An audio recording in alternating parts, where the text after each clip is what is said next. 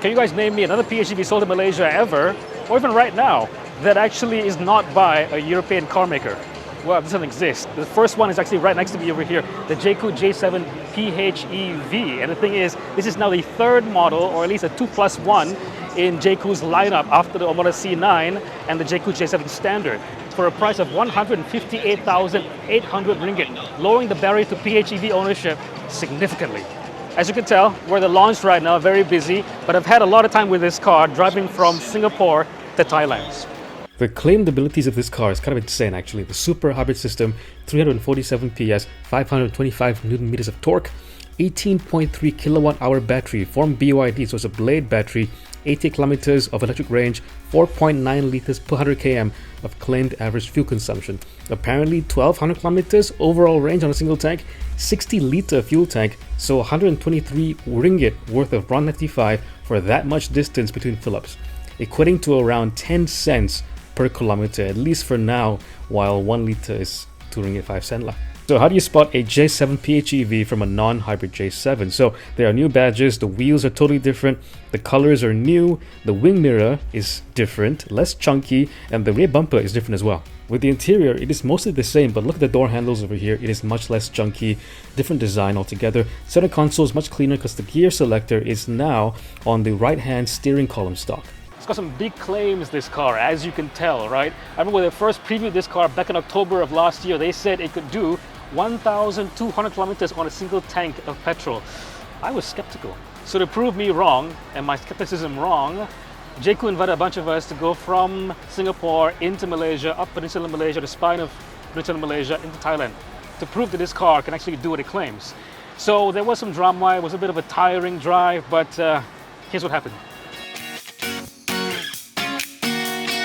So we flew to Singapore, weather was pretty overcast and rainy of course.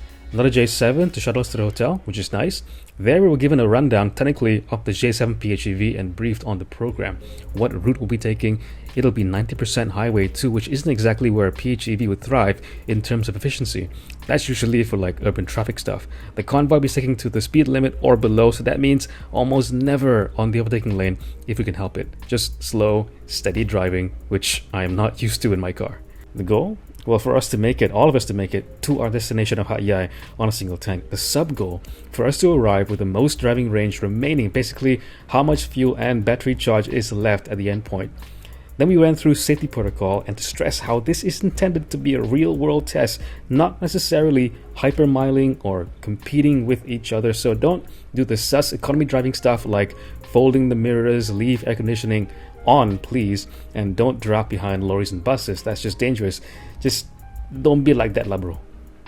Naturally, there are going to be bragging rights up for grabs for the most economical car to arrive, and you join me the following morning just before the flag off at one of the Jaecoo Omada showrooms in Singapore. So we have 3 cars with Malaysian media and 2 cars with Singaporean media. Of course, the goal for us is to beat everyone else and win the prize, or at least the bragging rights for the most fuel-efficient team.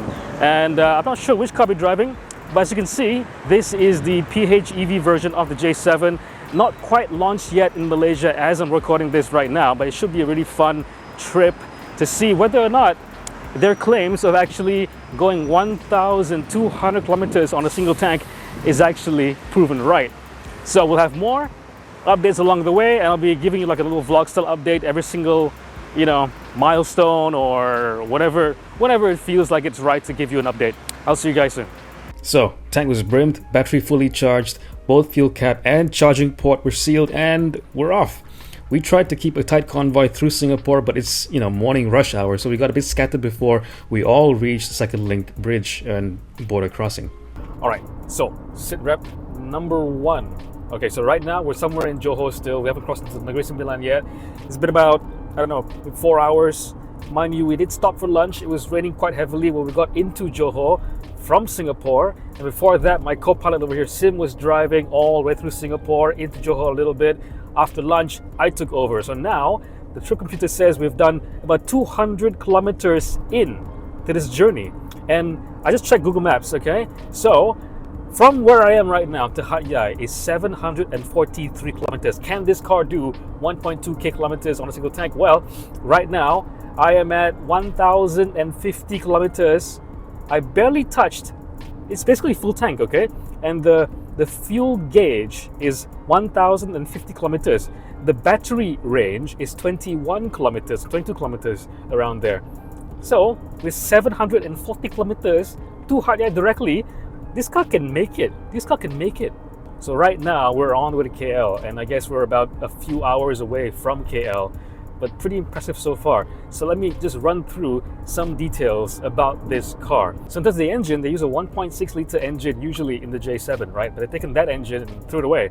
In this car, they've opted for the 1.5 litre 4-cylinder turbo petrol from the Motor 5. So you have a lower power version of that engine producing less than 150 PS under the bonnet.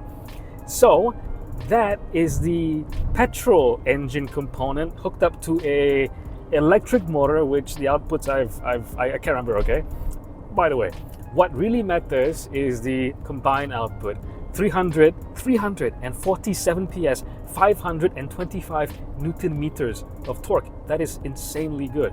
But apparently this car isn't really powerful or isn't really killer in a straight line. It's all about efficiency, because 0 to 100 in 8.5 seconds only. Right now though, it is quite hard to keep myself from falling asleep because it is a quiet car. The road noise, there is some of it that is intruding into the cabin, but wind noise is really well taken care of. There's a new front mirror, a side mirror over here, so that it'll more easily cut into the air, is less blocky than the J7, the normal J7. So I'm guessing from that as well, the wind noise intrusion is going to be less than the normal J7. But sitting on the highway here, it is really smooth, really quiet, really refined.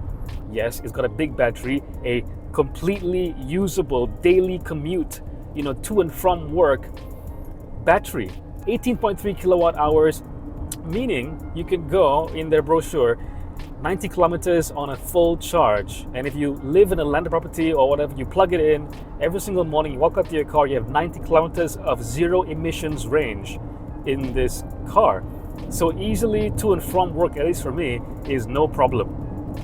And it supports V2L, and it supports DC fast charging, not like the usual PHEVs that only has AC charging at the very most. This one does DC charging. So if you do find yourself on the highway and you want to quickly replenish your reserves for the battery, you do find a DC charger that you can book, go ahead and plug it in. It'll work. So, a bit on how the J7 PHEV performs so far. I'll leave a fuller rundown of some takeaways closer to the end of the video, but in short, it is very impressive. In terms of its operation and kind of driver experience, the super hybrid system is at least on par with any PHEV I've experienced from a Euro brand. I've never intentionally driven so slow for so long on a highway for a long time. So we set off in the morning around 10:30 a.m. and sampai KL at about 5 p.m. So you can do the math lah. We weren't going fast at all, frustratingly slow to be honest. Straight to old Singapore Sea Airport, aka Bandar Malaysia, against the KL skyline before one of KL's famous evening downpours. Our car, for the record, okay, I have no idea what they did, but our car has, on the little trip computer thingy, still have 880 kilometers of range left, and the EV battery still has 29 kilometers of range. So if you factor all that up, I think we can make it to our destination in Thailand really quite easily. So we'll see what happens the next few days. I think the Singaporeans are actually taking it quite seriously. They were drafting behind all the buses and all the trucks. Make us feel a little bit insecure about our victory, our imminent victory or imminent failure. But yeah, all right. Guys, we are on day 2 right now. We're in the middle of KL. We're actually at Mandarin Oriental. Of course, we have all the cars lined up to our day 2 trip, which will take place between now and about 4 p.m. between here and Penang. In between that, we'll be stopping over for lunch in Ipoh, but it'll be the same program. Just drive as efficiently as you can. Don't cheat. Don't do the drafting thing, or try not to do the drafting thing, because this whole thing is actually supposed to be mimicking real world driving. And keep the aircon on, don't fold the wing mirrors. A little bit of intel over here. I'm not sure this will make it to the final cut, but I heard our competitors from a certain island below Malaysia has been trying really hard to beat us. I mean, we're mostly trying to keep things within the bounds of the rules, but they've been literally drafting behind the trucks really closely, and like not even turning on the aircon even once, man. Even the crew even told us that their cars felt really warm once they arrived here. So the cars were dropped off. And the crew got into the cars to park it, whatever. They were like, "Wah, panas lah kat sini." That means they didn't turn on the aircon at all, man. They were suffering in there just to beat us. I didn't know we could inspire such a competitive spirit lah, but I don't know if that's quite fair. But we'll see lah. Today we have to up our game lah. Day 2 of our journey was uneventful. At least the weather was bright, so was less prone to sleepiness, and would hopefully discourage any attempt to switch off air conditioning to save fuel. There were more drafting shenanigans though, of course. We tried that too a little bit, but kind of gave up after a while, because eventually, in the spirit of national unity, the Malaysian contingent pakat to help each other draft in between each other in a little J7 PHEV conga line of sorts. We pulled into Ipoh for a quick lunch and then hit the road again. Driving into Penang is always a treat for me, my old hometown which I don't visit often enough. We pulled into our overnight spot with 529 kilometers of indicated range remaining. So, Singapore to Penang, the distance covered of 778 kilometers so far, and only half a tank of petrol used up. Impressive. Most impressive. And the next day's leg is the final one, Penang to Hat Yai. Here we go. New day, new shirt. By the way, they gave us 3 shirts for the full 3 days we'll be driving. So one day, one shirt basically for the beginning, you know, the black shirt, the grey shirt, and then you have the blue shirt from yesterday, between KL and Penang, and today the white shirt. Finally, our final leg between here and Penang to Hat Yai, which actually, our hotel is 240 kilometers away from here. And the range in our car is 540, over 500, well over 500 kilometers estimated range on that car. So it should arrive in Hat Yai with about 300 kilometers to spare. Just had lunch at my hometown where I grew up from like Tadika time, you know, preschool time to like Form 2. So like I was like 15 years old when I left this place. So a lot of memories flooding back. It's a nice day, cloudy, and we've arrived here in Alesta for lunch with 395 kilometers still left of range. That's pretty incredible, right? Have I said that it's incredible? Yes, this car is very efficient. And it seems like these estimates for the range is actually quite accurate. So we have about 100 and a little bit, 105, 110, 120 max kilometers to go between here and the destination Hat Yai. So I'll have like 300 kilometers left of range. This car can go to Hat Yai and then turn back and then go to Penang and still make it. So Singapore to Hat Yai, back to Penang on a single tank, according to this. I'm not sure what the other guys are doing in terms of range or who will win. I am not holding out hope. I'm saying it right now. I am not holding out hope and expectation to win this challenge. But I guess we're all winners, right? Because we made it in a single tank. So yeah. Before long, we all made it to the Bukit Kayu Hitam border crossing, went through the passport control stuff, etc., and into the land of smiles. The weather was still gloomy though, but a little further into Thailand, we crossed the 1,000 kilometer mark on our trip computer with still 336 kilometers, but a quarter tank of fuel left. That's no reason to get excited, right? Hey, 1,000 kilometers!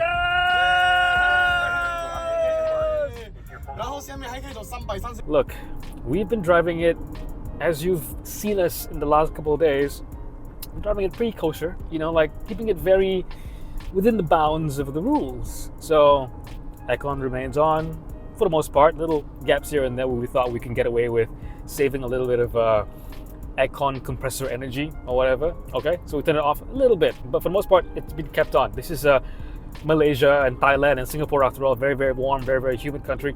So, and drafting behind trucks, we've kept it at a minimum, but some of our friends from the other country have been drafting a little bit more shamelessly.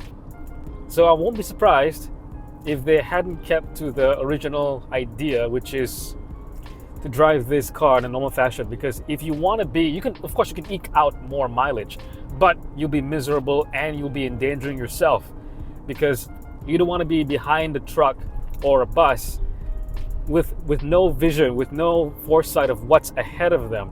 And you could be caught in the crosshairs at the wrong place at the wrong time and end up, well, in an unfortunate accident. Right now, the trip computer says 1067.0 kilometers. And like I said, right at this second, 280 kilometers still left on the trip computer. Very impressive. So based on that, the winner will be decided. Is it going to be one of us or one of the Singaporean cars? I got no idea. But whatever happens, look, we've made it.